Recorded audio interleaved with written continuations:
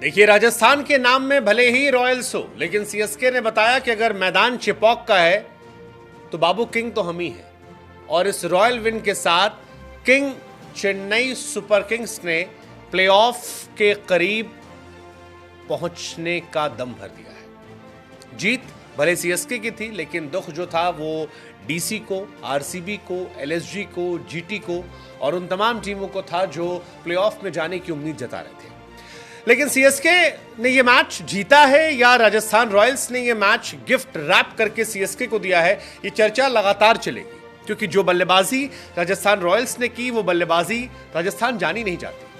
बल्लेबाजों में इंटेंट था ही नहीं। आप बल्लेबाजी देखिए, Jaiswal 21 ball 24 run, Jos Buttler जैसा प्लेयर 25 बॉल पे 21 रन, संजू सैमसन जो हमारे पिच हिटर हैं 19 बॉल 15 रन, 75 का स्ट्राइक रेट। 141 रन अगर आप 20 ओवर में बनाते हैं और आपके 4-5 विकेट गिरते हैं तो यह सवाल पैदा करता है कि ना खेल पाना, पिच ना समझ पाना और कोशिश ना करना, इन दोनों में बड़ा महीन फर्क होता है और जमीन आसमान का फर्क होता है। और वो फर्क लोगों ने देखा जब राजस्थान रॉयल्स बल्लेबाजी कर रही थी। इंटेंट बड़ा मैटर करता है और इस इंटेंट के मामले में सीएसके टॉप पर थी। सिमरजीत सिंह से लेकर तुषार देशपांडे, रविंद्र जडेजा और तमाम लोगों ने गजब की गेंदबाजी की और इसका असर रहा कि येलो आर्मी को इस सीजन की 7वीं जीत मिल गई। सीएसके फिलहाल पॉइंट्स टेबल पे नंबर 3 पर है। नेट रन रेट जो है वो पॉजिटिव है, प्लस 0.53 और कप्तान ऋतुराज की अगुवाई में ये टीम फिलहाल जलवा जलाल कर रही है। ऋतुराज गायकवाड़ न सिर्फ आज अच्छी कप्तानी की, बल्कि जब बात बल्लेबाजी की आई तो संभल कर, ठहर कर बल्लेबाजी की और उसका फायदा यह रहा कि मेक श्योर किया कि उनकी टीम जीत जाए। क्योंकि एग्रेशन की जिम्मेदारी जो थी वो सामने वालों को दी थी। रचिन रविंद्र आए रहाणे की जगह पर, 19 बॉल 27 मारे। इसके बाद डैरिल मिचेल आए, उन्होंने 13 पे 22 मारे। दुबे जी ने 11 पे 18 मारा। लो स्कोरिंग मैच था, इसमें 2-3 बल्लेबाजों ने थोड़ा गियर चेंज किया और उसका असर यह रहा कि ऋतुराज को मौका मिला एक साइड से ठहरने का और 41 बॉल पे 42 रन की पारी खेलकर वो आराम से टिका कर इस मैच को जिता ले गए। रही से एक असर जो थी वो समीर रिजवी ने पूरी कर दी और उसके चलते सीएसके फिलहाल प्लेऑफ्स के बेहद करीब है, दरवाजे के मुहाने पर खड़ी है। ऋतुराज एक कैप्टन के तौर पर इस आईपीएल में ग्रो कर रहे हैं। 7वीं जीत उनकी आईपीएल में थी। नंबर 3 पोजीशन में फिलहाल वो पहुंच गए हैं। कप्तान के तौर पर सबसे अधिक रन बनाए हैं। सेकेंड मोस्ट रन ओवरऑल में उनके हैं। 600 रन इस आईपीएल में बना चुके हैं लगभग और दुनिया कह रही है कि सीएसके का राजा ऋतु।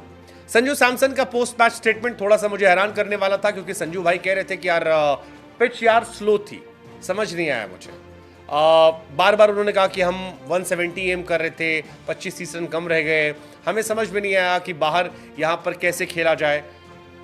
मतलब उनके स्टेटमेंट्स एक्चुअली मुझे समझ में नहीं आया क्यों, कहना क्या चाह रहे हैं। क्योंकि संजू सैमसन इंडियन प्लेयर है, साल भर वो इन तमाम पिचेस में बैक टू बैक खेलते हैं। कोई फॉरेन टीम आकर कहे कि होम ग्राउंड का फायदा हो गया, समझ में आता है।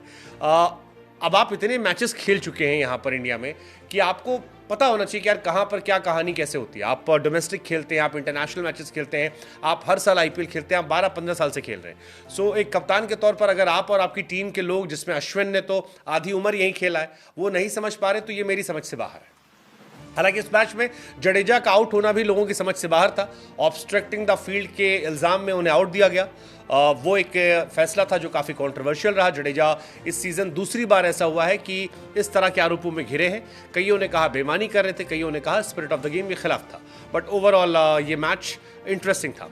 जायसवाल की इनकंसिस्टेंसी एक बड़ा सवाल है। 21 बॉल पे 24 रन बनाए उन्होंने, वो क्यों नहीं चल रहे, ये अपने आप में सवाल है। रियान पराग इस सीजन की एक बड़ी खोज में 47 रन 35 बॉल पे मेरे हिसाब से कमाल थे। ज़्यादातर मैचेस में वो कमाल रहे हैं। इस आईपीएल के वो एक स्टार प्लेयर के तौर पर याद रखे जाएंगे। लेकिन इस मैच का सबसे बड़ा स्टार जो था मेरे हिसाब से वो सिमरजीत सिंह थे।